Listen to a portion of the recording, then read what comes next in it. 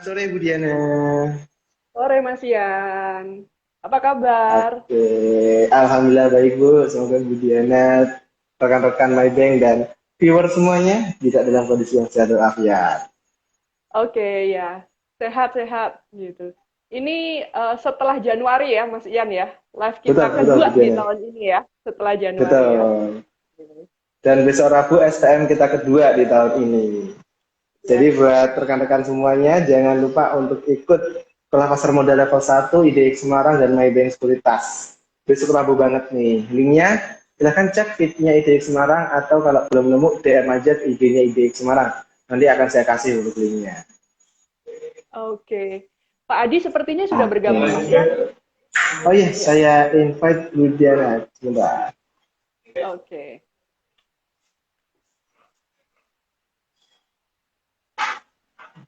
Saya belum muncul ya, Bu. Bentar, bentar. Muncul ya, atau Saya kita belum muncul. invite. Ya, Ini Pak Adi terinfo di Diana katanya sudah masuk, tolong di invite gitu Mas Ian. oke. Bentar, Ludiana. Saya cek dulu di Instagram.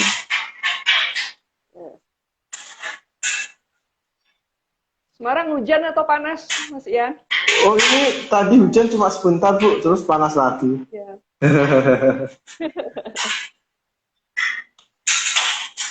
Oke, coba insight Bu, untuk tadi. Ya, nah ini Pak Adi nih. Oke, Masih belum Ya, di reverse. Ya, nah ya. oke.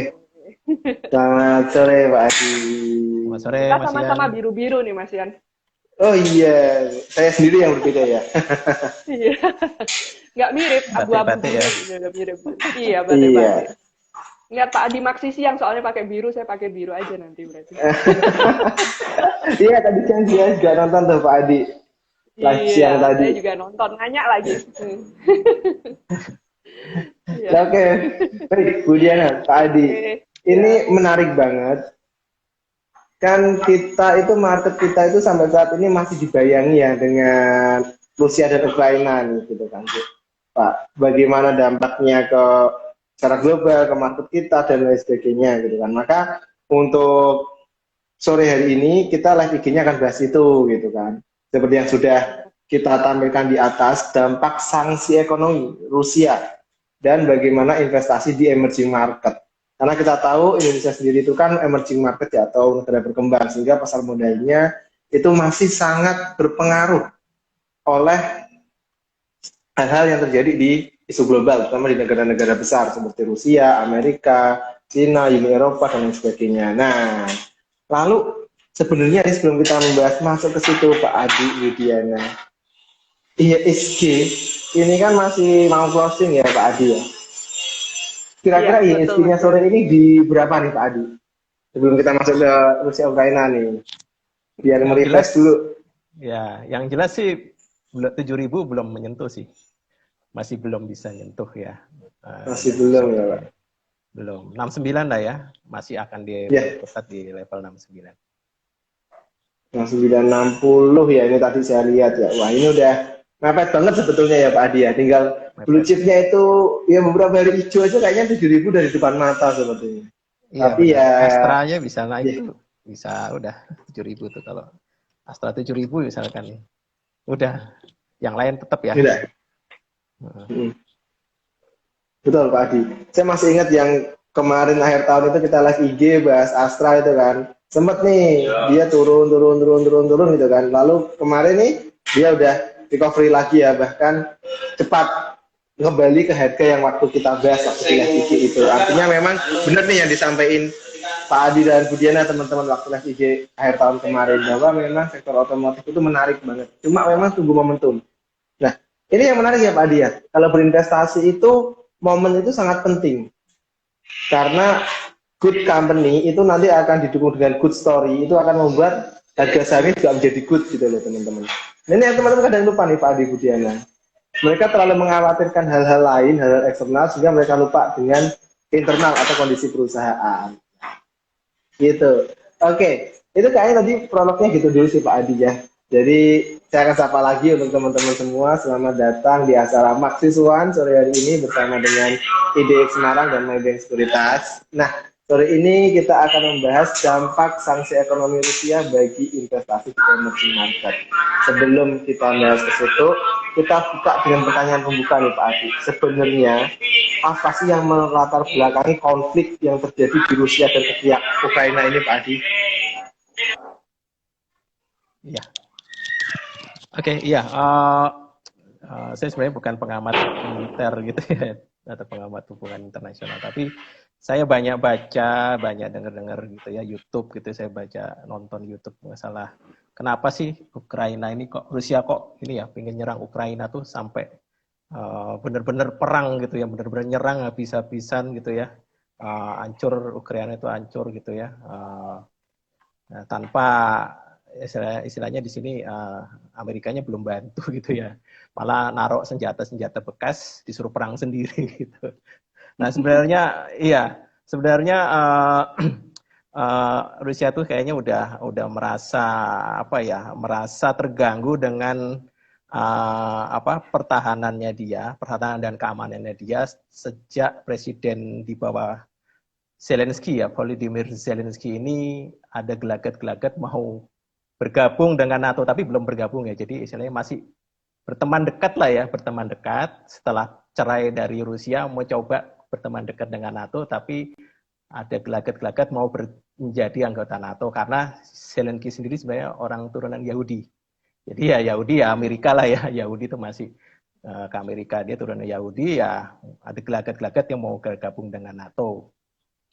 Nah, si Rusia sendiri kan ya tadinya kan sama Ukraina itu kan jadi satu ya, jadi Uni Soviet ya. Dan akhirnya pecah, si Ukraina merdeka. Sebenarnya banyak juga dibantu oleh Rusia juga, termasuk utang dibayarin gitu. Udah enak banget gitu Ukraina, asal kamu jangan gabung sama NATO. Ternyata ini agak-agak ini ya, agak-agak mulai berani gitu ya, mungkin karena Amerikanya sempat dekat, mungkin ya berteman dekat, mungkin mau dibantu nih, ternyata Amerikanya nggak bantu gitu kan. Nah, akhirnya nyerang gitu ya Rusianya. Dan satu sisi lain adalah si Rusia ini, Putin itu agak greget sama masyarakat di sana tuh ada neo-Nazi, jadi ada paham neo-Nazi yang anti keturunan Rusia gitu ya, jadi rasis lah ya di sana. Bahkan ada info yang masyarakat keturunan Rusia tuh katanya masukin gudang 50 orang dibakar hidup-hidup. Jadi itu yang menyebabkan Putin marah. Itu ya, jadi ada rasis lah di sana. Nah ini sebenarnya Putin tuh mau tetap demilitarisasi biar hancur pertahanan keamanannya si Ukraina, dan itu pengurangan paham Nazinya itu yang mungkin ya masyarakat juga di sana yang udah mulai masyarakat mudanya kali ya di sana yang Nazi di sana. Nah itu mungkin garis besar kenapa kok Rusia tuh dongkol ya, apalagi kan NATO ini selama ini kan selalu membuat propaganda dari perang yang Saddam Hussein ya di Irak ya, propaganda katanya di Irak itu adalah ada simpan senjata kimia. Bahkan sampai Saddam Hussein, saya nonton seperti itu di Neo National Geographic tuh, Saddam Hussein sebelum meninggal itu dibilang nggak ada itu namanya senjata kimia itu nggak ada, itu cuma nakut-nakutin Amerika aja. Jadi Amerika NATO dan Amerika itu selalu membuat propaganda yang membuat kayak itu ya sebel gitu lihat Rusia ya, selalu jatuh gitu ya, Irak, Libya, terus terakhir Suriah juga itu juga adalah propaganda dari Amerika katanya sih, seperti itu beritanya. Itu yang saya baca di pengamat-pengamat internasional gitu ya. Jadi ada kenapa Rusia itu juga sebel juga gitu ya. Halo, oke Pak Adi, siap. Ada suara dia Pak Adi, suara saya. Iya, ada suara mainan. Ya. Ya. Oh iya Pak. Oke, ya. Dan juga Rusia itu juga sebel juga masalah Israel Palestina gitu ya. Israel diserang sama Palestina diserang Israel, tapi nggak ada yang bela gitu ya. Jadi kayaknya ada unsur-unsur agak NATO yang meluas itu, kekhawatiran nanti NATO bikin pertahanan di Ukraina seandainya bergabung, ya dia merasa risih gitu di depan tetangganya ada pertahanan gitu ya, NATO gitu ya. Dan memang NATO kan didirikan juga sebenarnya tujuannya adalah untuk memusuhi Uni Soviet dulu waktu itu gitu ya. Jadi ya itu ya yang menyebabkan Rusia juga jengkel gitu ya. Oke, baik. Terima kasih Pak Adi. Jadi memang latar belakangnya itu cukup kompleks ya Pak ya. Nah, karena konflik inilah di Rusia, Rusia itu terkena sanksi oleh negara-negara lain, baik itu Uni Soviet, baik itu negara Amerika maupun beberapa negara di Asia, ya kan Pak. Nah, kenapa sih? Kenapa kok negara-negara tersebut memberikan sanksi Pak ke Rusia? Ya, sebenarnya sanksinya itu awal-awal adalah sanksi SWIFT itu ya, apa namanya, transaksi internasional, itu Society for Worldwide Interbank Financial Telecommunication, SWIFT, singkatannya SWIFT. Jadi Rusia itu nggak bisa transaksi, masyarakat Rusia nggak bisa transaksi ke luar lah, ke internasional, jaringan-jaringannya Amerika itu kan ada Mastercard atau Visa, itu mereka udah nggak bisa lagi, udah nggak bisa pakai itu. Kasian juga sih nggak bisa pakai itu. Dan tapi kedepannya sekarang sanksinya adalah minyak gitu ya. Jadi Amerika nggak mau import lagi dari Rusia, termasuk Inggris.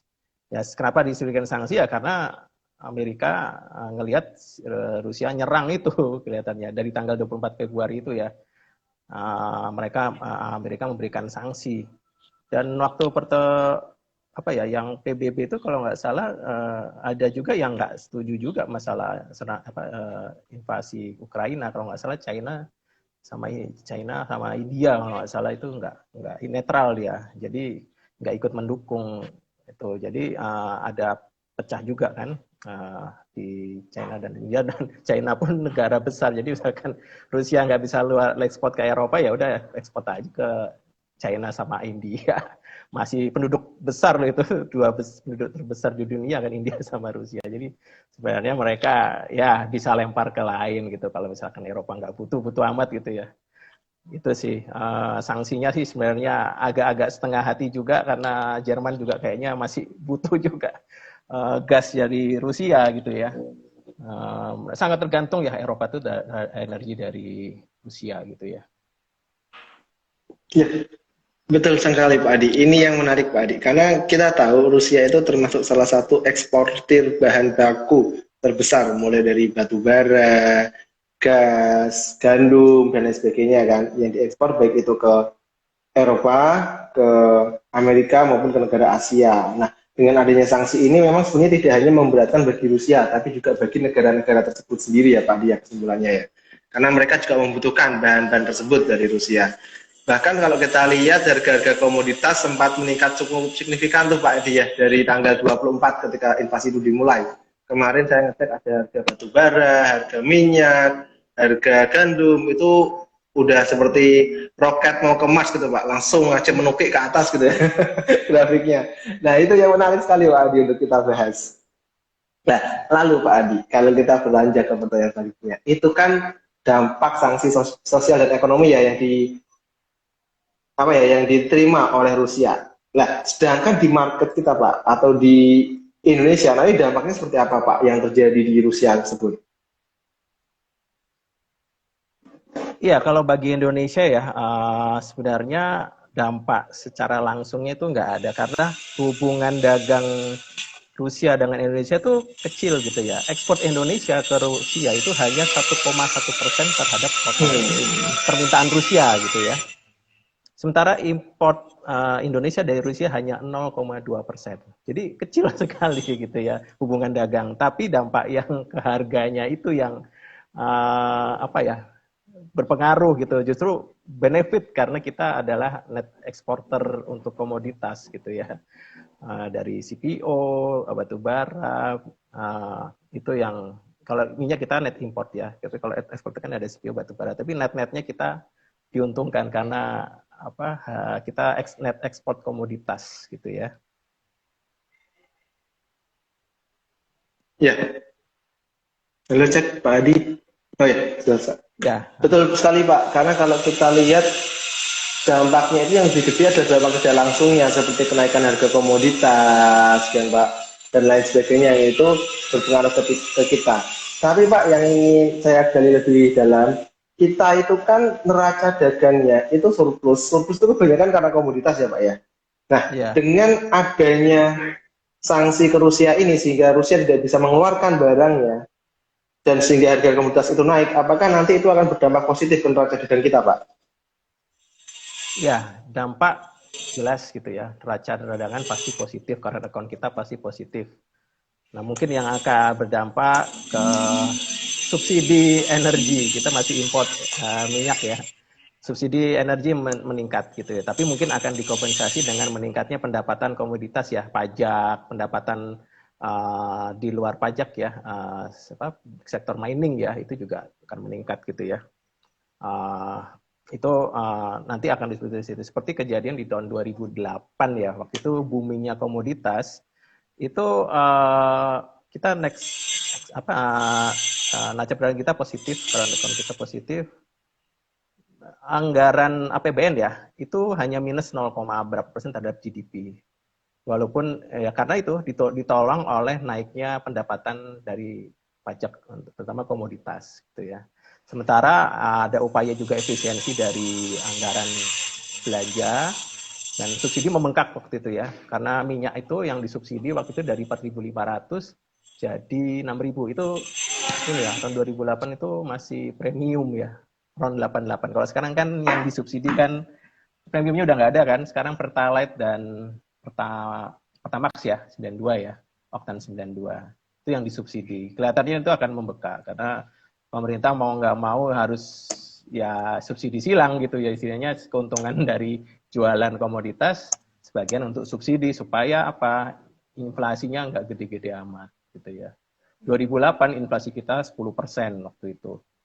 Nah, kita target tahun ini itu BI menargetkan 2-4%. Maybank sendiri memperkirakan 3,2%. Jadi masih relatif ramah lah ya dibandingkan negara lain kayak Amerika 7,9% gitu ya. Itu udah spike semua, India 6%. Jadi udah spike semua gitu ya. Udah tinggi-tinggi. Nah, itu tentunya akan yang menjadi ancaman adalah inflasi.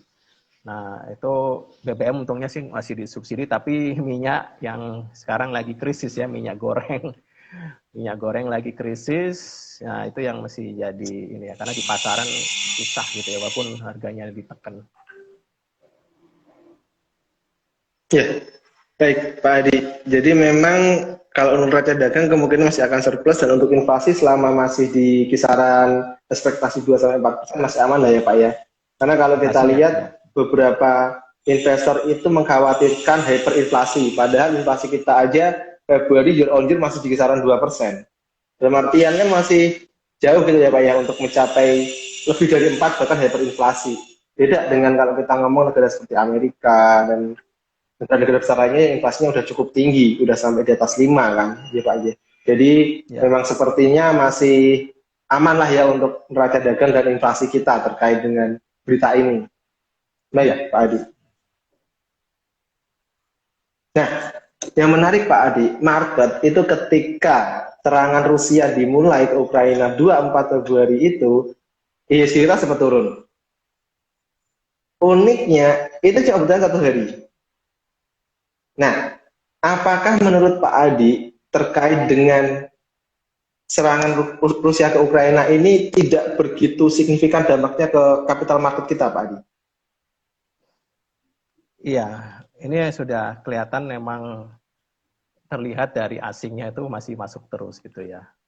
Karena pertama kita sebenarnya lebih diuntungkan dengan naiknya. Jadi hedging seiring dengan naiknya komoditas, negara yang bisa hedging ya negara-negara yang ekspor komoditasnya besar gitu ya kayak Indonesia. Jadi asing udah melihat ke arahnya ke situ. Jadi beli saham-saham Indonesia gitu ya. Makanya asing masuk terus. Jadi short term aja sih gitu panik, tapi sebenarnya in the long run mulai terlihat bahwa Indonesia ternyata bisa buat hedging terhadap inflasi nih saham-saham kita karena naiknya harga komoditas.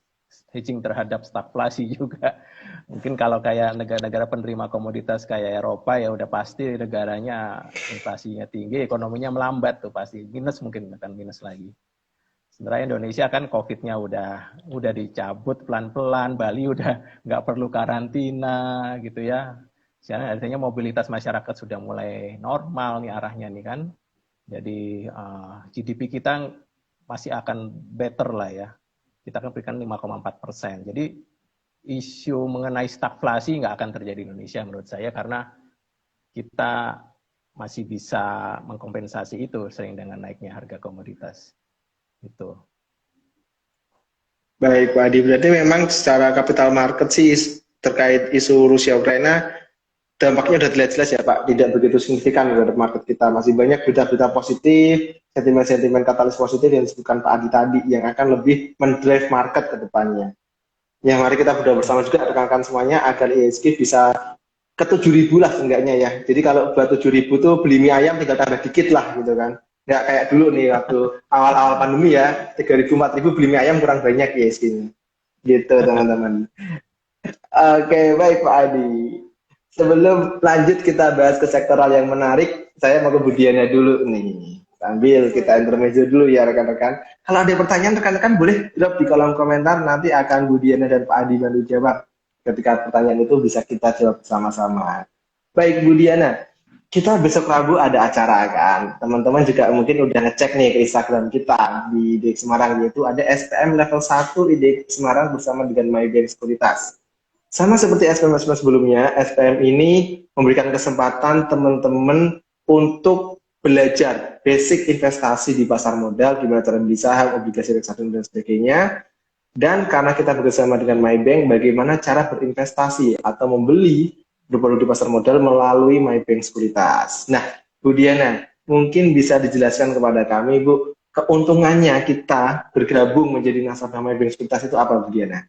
Monggo. Oke, terima kasih Mas Ian ya. Oke, halo Sobat IDX Semarang semuanya, selamat sore ya. Oke, jadi bagi Bapak Ibu sekalian, Sobat IDX Semarang ya, yang ingin bergabung ya besok dalam sekolah SPM, keuntungannya itu ada banyak ya.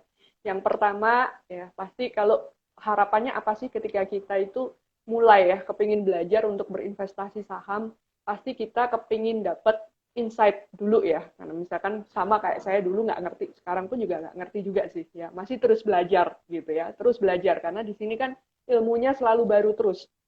Jadi di MyBank gitu kita ada one stop learning, kita ada MyBank Academy juga, yaitu pelatihan-pelatihan yang bukan hanya secara live seperti ini ya. Kalau pelatihan secara live seperti ini banyak ya, tentunya ini salah satunya juga dengan Pak Adi. Lalu nanti Bapak Ibu sekalian bisa lihat di Instagram feed kita, pasti kita akan ada kata emiten ya Pak Adi ya, gitu. Ada kata emiten juga, kita langsung interview dari company-nya juga gitu, bisa mendapatkan insight secara langsung ya. Selain itu juga ada analis fundamental dan teknikal kita, setiap siang kita juga ada maksi. Jadi setiap hari ketika kita kepingin terus relate ya, pingin terus update dengan market, nah kita ada yang nge-guide nih, kita ada yang mandu nih gitu. Jadi nggak akan kerasa ketinggalan. Nah, selain itu juga ketika Bapak Ibu sekalian bergabung ya di dalam grup SPM kita ada grup WhatsApp-nya ya, Mas Ian ya. Yang itu udah ter-create dari tahun lalu ya, Mas Ian ya, sejak pertama kali kita SPM dengan IDX Semarang ya. Dan itu masih terus ya, setiap kali kita ada SPM nambah lagi ya, teman-teman baru lagi. Nah, di situ teman-teman mau nanya yang misalkan tadi pada saat kelas saya belum sempat nanya nih, itu ada bisa banget di situ ya. Itu dari segi ilmunya. Selain itu juga karena kita base-nya ini regional ya, jadi kita ada event Invest ASEAN setiap 1 tahun sekali, di mana pembicaranya pun juga banyak dari luar juga. Bapak Ibu sekalian bisa mendapatkan insight ya lebih luas lagi ya untuk memutuskan untuk kita berinvestasi di mana ya. Jadi secara luas. Terus selain itu juga selain kita mendapatkan ilmu, ya yang kedua pasti ketika kita berinvestasi kita cari apa sih? Kita cari perusahaannya.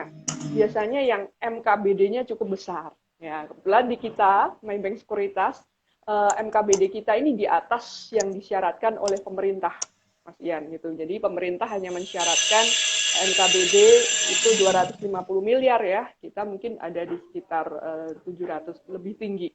Ya, jadi Bapak Ibu sekalian kalau mungkin kita menabung di bank kan kita cari yang rasionya bagus. Tapi kalau kita berinvestasi saham, kita cari ke perusahaan sekuritas yang punya MKBD modal kerja bersih di setor yang cukup tinggi. Itu salah satunya ada di kita, ya. Terus selain itu juga kita cari apa sih kalau misalkan kita berinvestasi, ya. Unggulan kita juga dari sisi online tradingnya kita terus memberikan inovasi terus ya, gitu. Jadi aplikasi online trading kita itu sangat user friendly dan juga kita setiap bulan itu tim dari MyBankTrade kita itu sering melakukan inovasi. Jadi terus relate terus ya, terus update terus dengan apa yang terjadi di market, termasuk IPO juga bisa di situ, smart order juga bisa dalam aplikasi kita juga gitu. Selain itu juga kita punya teman-teman dari tim sales nanti juga yang akan membantu teman-teman ya, untuk teman-teman goals-nya kita jadi financial, teman-teman jadi financial investor yang independen ya.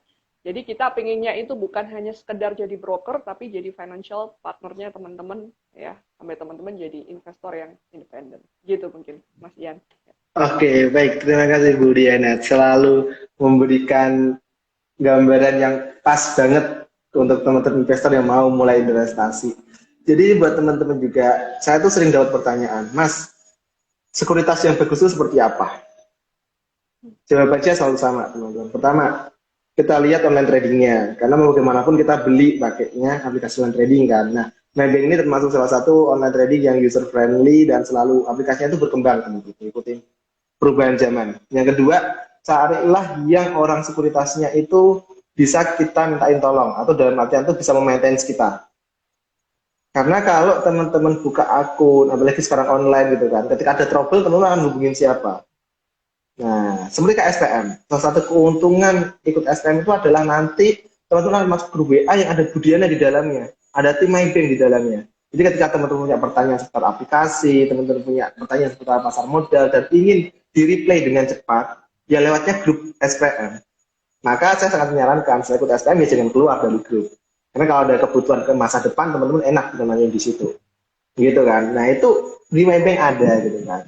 Apalagi kalau SPM kan minimal deposit 100.000 gitu teman-teman. Jadi teman-teman nggak perlu mikirin, aduh aku harus punya uang banyak dulu sebelum mau beli saham. Enggak, silahkan. Tapi balik lagi ya, kalau mau beli saham, ya depositnya sesuai mau beli saham apa. Ya masa mau beli saham Astra depositnya 100.000. Itu tahun kapan Astra itu harga sahamnya 1.000 per lembar gitu kan teman-teman. Udah lama banget gitu. Nah, maka oleh karena itu sesuaikanlah ya dananya dengan cara yang mau dibeli. Baik, terima kasih Bu Diana. Kita kembali ke Pak Adi nih, Pak Adi. Nah, kita mau bahas sektoralnya sekarang, Pak Adi. Tadi setelah kita bahas secara makro, gambaran besarnya seperti apa, dan sudah sangat jelas banget dijelaskan Pak Adi. Lalu Pak Adi, ya kan. Nah, sektor apa nih yang sekiranya bisa diperhatikan oleh investor di tengah kondisi saat ini, Pak Adi? Ya, kalau sektor ya yang jelas kan sektor komoditas yang terkait dengan naiknya harga komoditas kayak CPO dan batubara udah mulai naik ya, dan udah naik terus gitu ya. Cuman masih istilahnya dibandingkan historicalnya itu belum menyentuh all time high itu ya. Jadi masih kalau lihat harga komoditas yang udah all time high kayak gini kan harusnya at least sedikitnya sama dengan all time high yang pernah tercapai di tahun sebelumnya gitu kan. Nah itu sebenarnya masih ada peluang juga di komoditas batubara dan CPO gitu ya. Nah beda dengan kayak di Malaysia itu CPO-nya udah tinggi-tinggi gitu ya. Kita tuh sebenarnya masih laggard karena mungkin karena faktor DMO ini yang menyebabkan harga petani di Malaysia sama harga petani di Indonesia itu jauh gapnya ya, bisa 2.000 ringgit itu selisih harganya gitu ya. Nah mungkin masih menarik untuk komoditas, terus juga mungkin ada potensi rotasi juga saham-saham yang second liner, tentunya yang ke saham-saham sektor aset reflation, jadi sektor-sektor yang ketika inflasi ini udah naik terus gitu, harga udah naik terus potensi ada inflasi, tentunya saham-saham yang masih bisa mengcover inflasi kayak properti gitu ya. Jadi kalau Masian punya rumah harga 500 juta, sekarang mungkin 2 tahun 3 tahun lagi udah nggak dapat di daerah tersebut gitu ya. Jadi udah naik terus lah properti itu kan, gitu ya. Mungkin kayak BSD gitu ya, saya 10 tahun saya beli BSD itu ya, saya tinggal di BSD di perumahan BSD itu 17 tahun yang lalu harganya masih 100 jutaan gitu. Sekarang ya udah nggak dapet gitu harga 100 jutaan gitu ya. Itu aja nyicil 15 tahun Mas gitu kan. 15 tahun yang lalu gitu kan. Jadi sekarang udah nggak dapat lagi. Jadi namanya asset reflation. Jadi ya ini karena orang ngelihat ada potensi inflasi tinggi ya tentunya saham-saham mana yang akan menghedge inflation ini ya, saham-saham properti, terus jalan tol, jasa marga. Ini jasa marga kan juga volumenya juga udah mulai, trafficnya udah mulai membaik ya. Nah itu saham-saham seperti itu. Dan memang saham-saham sektor properti ya kalau saya amati memang laggard gitu ya. Masih laggard dibandingkan saham-saham yang saat ini kan yang naik itu yang mendominasi market kan memang BRI, Mandiri, BCA, Telkom gitu ya. Nah ini Astra ini mulai baru-baru naik gitu ya. Nah, properti masih laggard gitu ya. Price to book value-nya tuh rata-rata masih 0,8 kali. Alam Sutra masih 0,3 kali, Bekasi Fajar 0,3 kali, BSD 0,6 kali. Ciputra 1 kali sih. Masih banyak yang kayak apa? Bukit Sentul juga 0,3 kali. Jadi masih murah-murah gitu ya. Jadi kalau orang berpikir asset reflation ya properti bisa pegang, beli, mungkin mau beli propertinya monggo karena nanti bahan-bahan baku bakal naik semua kan karena komoditas stainless steel juga bakal naik karena kan nikelnya naiknya udah gila-gilaan kan. Stainless steel pasti naik, baja naik ya pasti pengaruh juga di bahan baku properti juga ya. Itu pasti nanti nggak akan dapat lagi Mas beli 500 juta Mas yang 500 juta sekarang ya. Besok harga udah berubah gitu ya istilahnya. Nah itu dan valuasi juga masih menarik ya tentunya bisa akumulasi lah sektor properti gitu. Terus ya kayak Astra juga sebenarnya masih laggard itu untuk kategori blue chip itu masih relatif murah gitu ya dibandingkan telco gitu PI-nya masih belasan kali gitu ya 12-13 kali. Jadi sebenarnya masih potensi juga untuk dikolek untuk sektor otomotif, apalagi kan sekarang ini kan ketika komoditas itu naik semua, itu yang kaya-kaya nanti di luar Jawa nih. Banyak orang kaya baru di luar Jawa nih nanti nih. Uangnya bejibun banyak banget karena harga komoditas ya. Jadi banyak orang kaya baru atau orang kaya yang makin kaya lagi di luar Jawa, ya pasti nanti mereka akan beli mobil, beli motor, ya beli handphone dan segalanya ya pastinya kan kecipratan lah ya. Astra itu juga pasti akan kecipratan gitu ya. Astra masih menarik juga gitu ya. Nanti akan gitu ya polisi switching juga ke second liner kayak BCA ya. BCA banking itu kan udah pada tinggi-tinggi ya mungkin switch ke yang second liner seperti Bank Niaga, Penin atau Bank BJB itu kan yang second linernya yang masih solid lah fundamentalnya. Ya, mungkin itu terus kalau konstruksi ya mungkin orang ngelihat nanti IKN ya. IKN itu kan kalau nggak salah hari ini ya groundbreaking-nya ya kalau nggak salah ya. Iya, betul Pak. Kalau nggak salah hari ini. Hari ini akan meresmikan ini ya, putaran batu pertama IKN tapi mungkin akan mulai rally nanti setelah pengumuman ini menang tendernya nanti ya untuk sektor konstruksi BUMN terutama ya pasti yang akan menggarap IKN itu ya pasti BUMN lah. Kalau swasta kelihatannya terlalu berat untuk modal ya. Karena kan modal 500 triliun ya kalau nggak salah itu bertahap juga. Tapi kan itu juga berat ya untuk modal. Itu bisa dilirik ya konstruksi karena laggard ya. Udah laggard udah lama ketinggalan ya. Sekarang juga pandemik sudah berangsur-angsur. Sudah ini ya membaik ya kondisinya mungkin mengarah ke endemi. Jadi ya nanti konstruksi masih mulai bergairah lagi gitu kan.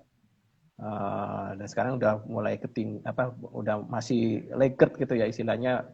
Euforia jalan tol yang Pak Jokowi 2000 berapa ya 17 itu PI-nya kan bisa 20 kalian gitu ya sektor-sektor konstruksi ya. Sekarang mah di bawah 10 kali dia juga bersyukur gitu ya PI-nya murah-murah gitu ya, PI-nya sektor konstruksi 7 kali, 5 kali, adikarya 5 kali. Jadi ya itu laggard sekali ya. Nanti arahnya mungkin bisa ke 20 kali PI lagi nanti untuk infrastruktur. Mungkin itu sih Mas, ada potensi rotasi setelah blue chip yang kayak tadi top 5 bank sama telco itu udah naik. Oke, baik Pak Hadi. Memang kalau kita lihat beberapa tahun terakhir ya, agak bulan lagi, beberapa tahun terakhir lagi, keuangan, telekomunikasi, yang blue chip itu memang mendominasi pergerakan IHSG kita ya Pak ya. Dengan terjadinya pemulihan ekonomi gitu kan, kita sudah recovery, nggak lagi ekonominya turun, itu benar banget sih Pak Hadi. Sangat mungkin adanya rotasi sektor. Apalagi kemarin itu yang cukup menarik Pak Adi, beberapa fund manager itu dari saham-saham yang defensif itu mulai bukan rotasi ya, membeli sebagian sahamnya itu ke saham-saham komoditas dan konstruksi tentunya ya. Mungkin karena persiapan nih untuk tadi seperti dengan Pak Adi tadi, pemulihan ekonomi, pembangunan ibu kota baru dan sebagainya. Nah, sebetulnya ini juga sedikit trik dan tips bagi teman-teman investor. Teman-teman investor itu dapat melihat fund manager melalui reksadanya terkait top holdingnya atau ETF-nya. Teman-teman itu bisa mengamati ketika ada rotasi, ada perpindahan dari portofolionya. Karena itu bisa juga menjadikan gambaran kita. Kan gitu ya teman-teman ya. Daripada teman-teman hanya pakai rekomendasi nggak jelas gitu kan dari sumber-sumber yang ibaratnya belum tentu gitu kan. Dia sebagai memang paham market, lebih baik teman-teman mencari sumber yang terpercaya. Nah, salah satunya dengan live IG ini atau ikut SPM atau dari sekuritas yang teman-teman pakai, itu biasanya lebih untuk rekomendasi lebih terpercaya teman-teman. Gambarnya seperti itu. Nah, ini menarik juga nih Pak Adi. Kayaknya kawan-kawan bisa nih kita perdalam lagi pembahasan nih rotasi sektor di tengah pemulihan ekonomi, asik juga ini. Baik, Pak Adi. Siap. Ya, begini nih Bu Diana Pak Adi. Kita terkadang dapat ide ketika sedang live. Ketika live. Nanti langsung dilanjut lagi, kita buat jadwal lagi Mas Ian. Boleh Bu Diana Pak Adi, next, siap. Oke, baik Bu Diana Pak Adi. Kita lanjut lagi. Nah, tadi sempat dibahas sedikit terkait sektor komoditas ya Pak Adi. Kan kita tahu nih, komoditi boom ini udah sejak akhir tahun hingga sekarang masih terus terjadi gitu kan Pak Adi. Nah, pekan-pekan kemarin juga sempat naik tinggi lagi sektor komoditas. Nah, nanti kira-kira nih Pak Adi dalam jangka waktu dekat ini, apakah itu masih akan berlanjut atau sudah mulai surut Pak Adi terkait komoditas ini? Iya, saya merasa sih kayak menurut pandangan saya melihat sudah mulai menuju normalisasi ya, karena kan ini memang panik sesaat gitu ya, panik maupun memang perang masih terus berlanjut gitu ya. Perang masih berlanjut, belum selesai kan, kemarin kalau nggak salah Rusia masih nyerang, kemana ya saya lupa, kota apa gitu ya. Nah itu masih berlanjut ya, jadi belum ada tanda-tanda selesai. Nah kalau untuk berlanjut naik, saya rasa sih agak terlalu tinggi gitu ya, karena ini kan panik daripada daripada perang ini terlalu berlebihan juga gitu. Harga batu bara bisa $400, harga CPO bisa 8.000 ringgit gitu ya, udah tinggi-tinggi. Minyak pun juga 100 berapa ya, 30 ya kemarin sempet ya. Nah, saya rasa mungkin akan tetap tinggi, tapi tidak setinggi saat ini gitu ya. Jadi artinya masih normal gitu ya. Masih mungkin kayak batu bara ini sekarang udah 300-an lagi nih. Nah, 300-an atau minyak mungkin akan tetap berada di level 100 karena kan kalau lihat dari supply demand-nya memang concern ke supply-nya ya. Cuman kan nanti bisa ada pemecahannya ya, solusi mungkin akan cari negara-negara yang bisa meningkatkan produksi misalkan minyak gitu ya, mungkin akan Saudi akan meningkat produksi atau yang lain-lain kayak Irak gitu ya, Iran itu kan juga lumayan besar ya, produksinya akan naik gitu ya. Contoh seperti waktu di mana perang Irak di tahun 70-an pun saya ngelihat chartnya minyak itu waktu pecah perang memang naik ke 100 ya, tapi berangsur-angsur turun. Jadi perang Iran-Irak itu 8 tahun gitu ya. Tapi nggak bertahan terus di level 140-an atau segala. Pelan-pelan malah turun karena ada alternatif yang bisa mensuplai dari kedua negara tersebut. Jadi ada gangguan suplai dari kedua tersebut bisa ditangani kelihatannya seperti itu. Jadi saya rasa juga nanti akan ada solusi lah ya. Mungkin pasokan minyak akan terganggu dari Rusia, mungkin akan ada gantinya dari Saudi atau seperti itu. Terus mungkin kalau gandum ya mungkin Australia atau apa, tapi nggak, memang berbesar ya itu ya gandum ya.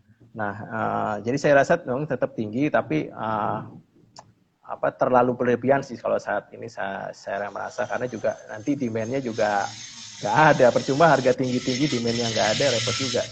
Ya orang nggak jadi makan mie, mungkin makan gandum kan, nggak jadi makan roti, nggak makan mie, mungkin makan yang lain kan ada gitu. Jadi itu juga nggak ada permintaan juga kan, percuma harga tinggi-tinggi gandum gitu. Jadi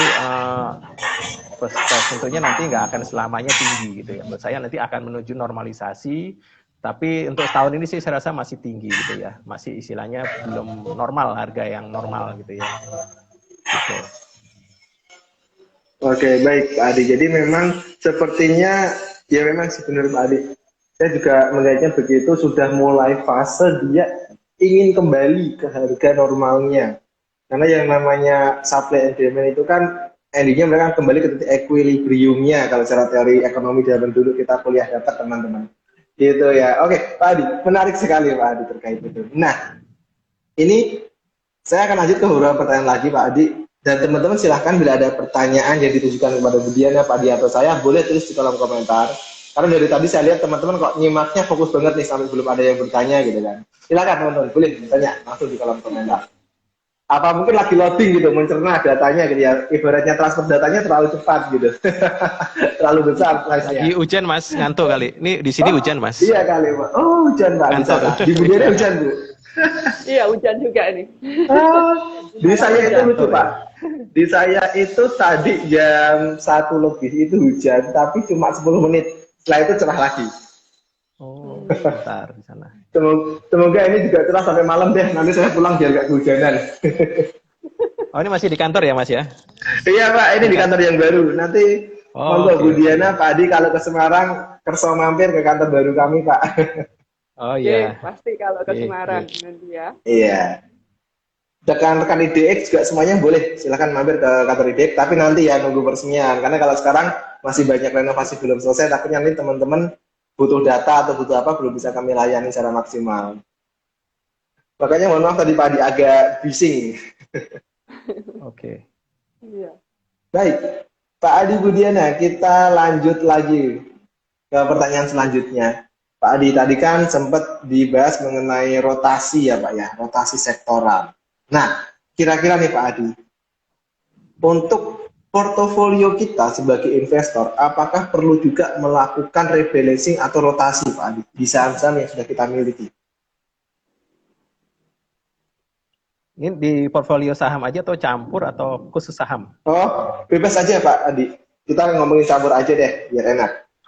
Oh, kalau campur, saya sih nggak merekomendasikan obligasi ya, karena obligasi ini trennya lagi melemah nih harganya, gitu ya. Karena mungkin ancaman inflasi memang masih rendah gitu, tapi harganya tuh terus turun gitu, obligasi gitu ya. Jadi pelan-pelan turun. Jadi mungkin takutnya teman-teman yang pegang obligasi, beli obligasi malah turun gitu ya. Karena ini kan sekarang belum jelas nih inflasi kita mau ke berapa. Kalau hitungan saya sih kalau BI naikin sampai 4 kali gitu ya tahun ini, sampai 4,5% suku bunga acuannya itu, hitungan saya suku bunga 10 tahun yang Sun itu bisa 7,08%, ya sekitar 7,1%. Jadi ya sekarang di 6,7 ya ada arah sih ke sana. Sempat tahun lalu itu kan 6% gitu ya. Jadi arahnya memang udah mulai naik gitu ya. Yieldnya ya harganya turun harga obligasinya. Jadi saya nggak berbeda, mungkin ke deposito sih, tapi memang deposito kan ya kecil gitu ya, tapi dia nggak ada fluktuasi harga, deposito kan fix gitu ya. Mungkin bisa ke deposito yang lebih safe haven, sama yang kalau saham ya yang defensive stock, atau yang mungkin tadi saya bilang rotasi ke arah aset deflation. Nah, tinggal potensi 50-50 nih, siapa dia sahamnya sendiri berani yang apa ya, risk gitu ya, risk taker, atau yang takut gitu ya dengan risk gitu ya. Mungkin kalau yang takut dengan risk ya tetap masih pegang yang telco, banking, karena kan sebenarnya kinerjanya ini sebenarnya belum optimum gitu ya, banking. Jadi sebenarnya masih ada potensi kenaikan. BRI, BNI, BCA gitu ya, masih ada potensi kenaikan. Tapi mungkin asetnya terbatas. Nah, yang kalau ingin yang asetnya besar ya itu tadi yang rotasi ke situ gitu ya. Nah, itu yang ada risk juga gitu ya, kan saham-saham ini kan yang istilahnya bukan blue chip lah ya properti itu, saham-saham konstruksi. Nah, itu tergantung dari tipikalnya gitu ya. Kalau yang nggak takut sama risiko, ya ambil yang high beta lah ya, kayak seperti itu, yang bisa dapat returnnya bisa lebih besar dibandingkan yang saham-saham blue chip gitu ya. Sekarang ini udah memang sahamnya upside-nya udah naik sih, potensi ada tapi udah mulai terbatas. Nah ya itu saham-saham ini yang mungkin bisa tergantung investornya gitu ya. Nah tergantung nah itu proporsinya ya mungkin dari masing-masing gitu ya, individual. Kalau yang berani resiko ya mungkin bisa digedein 80%-nya ke saham-saham yang yang risikonya tinggi, terus mungkin yang 10%-nya yang itu, apa 10%-nya di saham yang chip gitu ya. Tergantung gitu ya tipikalnya. Itu sih. Oke, baik Pak Adi. Jadi memang untuk rotasi portofolio atau rebalancing itu kembali lagi ke keputusan masing-masing ya teman-teman ya, sesuaikan aja dengan profil resiko dan instrumen yang dipilih tadi. Kalau untuk short term atau middle term ini obligasi memang masih agak dihindari karena tadi saya bilang Pak Adi ya teman-teman, kalaupun mau rotasi ke saham-saham yang tadi dibahas kita, maka harus paham dulu resikonya gitu. Baik, terima kasih Pak Adi. Oh iya, satu lagi yang saya tambahin teman-teman. Ingat kalau rotasi atau kita rebalancing portofolio itu rombaklah sebagian, jangan rombak semua. Ya yang kinerjanya bagus di hold dulu lah, gitu kan. Kecuali sudah masuk ke fase PP-nya, in profit-nya. Baik, Pak Adi. Menarik banget Pak Adi. Mungkin ini pertanyaan terakhir dari saya Pak. Nah, kita tadi udah bahas ya terkait dengan dampak yang diberikan dunia kepada Rusia. Sekiranya apakah kita perlu mewaspadai Pak dampak ekonomi yang akan terjadi apabila konflik ini berkepanjangan atau malah meluas, malah jadi misal Rusia versus Eropa atau sebagainya Pak? Iya, berkepanjangan ini ya tentunya yang kita bergantung dengan produk-produk Rusia atau yang harga komoditas ya. Itu ya gandum gitu ya, itu kan masih akan terus tinggi ya. Nantinya ancaman inflasi kan ada gitu ya. Akan ada inflasi, tapi ada iya, ancaman inflasi terutama itu ya yang saya lihat dampaknya ke kita. Tapi kalau dari GDP atau kita punya US dollar terhadap rupiah, itu saya rasa masih akan stabil rupiah kita, karena kita kan tadi yang saya bilang net export komoditas, jadi banyak duit masuk dolar itu, bukannya keluar. Asingnya keluar gitu ya, tapi lebih banyak kan masuknya nih sekarang karena kan kita jual ekspor. Asing di pasar obligasi itu minggu lalu itu keluar sekitar 19 sampai 20 T. Jadi di pasar obligasi ya. Kalau saham malah positif ya, masih masuk terus gitu ya. Nah, saya rasa ancaman yang utama adalah inflasi sih. Inflasi ini harus gimana pemerintah bisa menjaga tetap bisa terjaga ya, karena kan ya inflasi tinggi juga nggak baik juga ya sih. Itu sih yang saya rasa. Oke, baik Bu Diana dan Pak Adi. Berarti intinya adalah yang terjadi di Rusia dan Ukraina ini tidak akan berdampak langsung ke perekonomian dan pasar modal kita. Dampaknya adalah indirect atau tidak langsung, lebih kepada kekhawatiran investor merespon kita yang terjadi. Maka kita sebagai investor di pasar modal harus bagaimana? Kita di investor di pasar modal harus berpikir rasional. Nah, saya jadi ingat quote-nya Mbah Warren Buffett. Be greedy when others are fair and be fair when others are greedy. Kita harusnya tahu sekarang itu kita market kita di fase apa, dan kita harus berlaku sebaliknya ketika market itu terlalu takut ya kan untuk bergerak, ya kita malah mengambil itu dari kesempatan, karena seperti pandemi awal-awal tadi ketika semua market turun ya kita ada kesempatan untuk serap saham bagus dengan harga yang murah gitu teman-teman. Baik, Saya masih silakan takut sama teman-teman ini, Mas. ya silakan Pernyataannya Putin. Pernyataannya Putin mengatakan kiamat urusan Tuhan, tapi kalau negara barat urusan saya kiamatnya gitu. Aduh, nah itu Pak Adi, itu masih perlu Yang saya ditakutkan. takut. Tapi satu yang menarik Pak, jadi ini kita ngomongin di luar market sedikit ya. Kalau saya lihat secara personalitinya Pak Putin, beliau itu adalah salah satu presiden yang ramah. Kenapa saya bilang ramah? Karena ketika mau coba tangan, beliau pertama kali yang mengulurkan tangan. Misalnya ketemu dengan presiden negara lain atau presiden lain, beliau pertama kali mengulurkan tangan. Bahkan kali beberapa kali beliau lawan bicaranya itu belum ngulurin tangan, beliau sudah ngulurin tangan. Tidak kelihatan bahwa sosok seorang yang respect, sosok seorang yang humble itu bisa dilihat dari situ, teman-teman. Ini ya kita nggak ngomongin market ya, kita ngomongin personality. Tapi urusan pemerintahan, urusan perang, baru kita nggak tahu. Semoga tidak terjadi ya Pak Adi ya. Ya jangan.